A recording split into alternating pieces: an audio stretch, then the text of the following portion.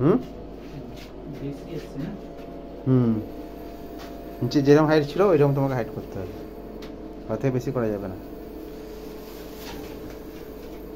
নিচে হাইটটা ফলো করে সেই হিসাবে দেখে দেখে মারতে হবে, বুঝে বুঝে মারতে হবে। ফ্ল্যাশ যেখানে গলছে সেখানে দেখার চেষ্টা করো, কালকে যেমন দেখিয়েছিলাম।